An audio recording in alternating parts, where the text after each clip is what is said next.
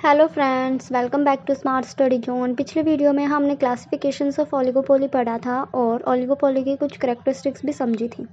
आज हम पढ़ेंगे factor leading to the emergence of oligopoly, यानी ऐसे कारण जिनकी वजह से ओलिगोपोली मार्केट का निर्माण होता है। फर्स्ट पॉइंट है economic of scale. This refers to the cost advantages that enterprises obtain due to size, output और scope of operation with unit cost decreasing with increasing output. अब इसे आसान भाषा में समझते हैं। इकोनॉमिक ऑफ स्केल का मतलब है कि जब कोई कंपनी बड़े पैमाने पर प्रोडक्शन करती है तो उसकी कॉस्ट कम हो जाती है।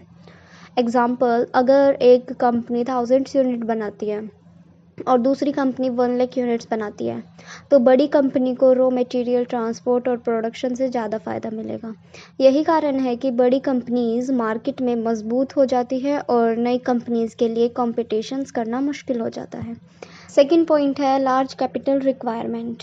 This indicates a significant amount of initial investment needed to enter a market or industry, acting as a barriers to new competitors.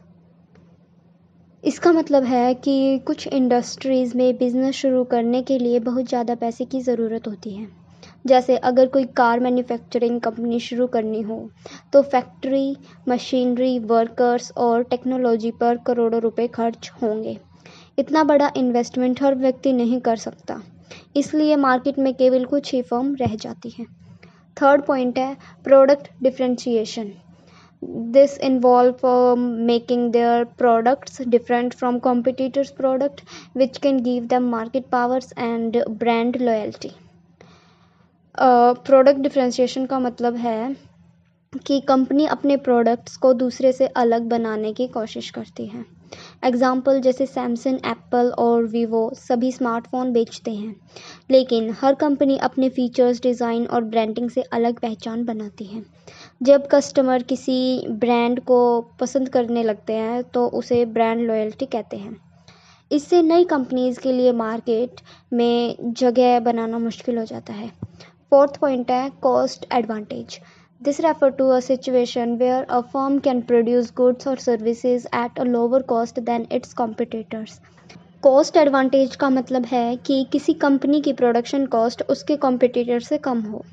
मान लीजिए किसी कंपनी के पास बेहतर टेक्नोलॉजी है या उसे रॉ मटेरियल सस्ते में मिल जाता है तो वह कम खर्च में प्रोडक्शन कर सकती है और मार्केट में ज़्यादा प्रॉफिट कमा सकती है।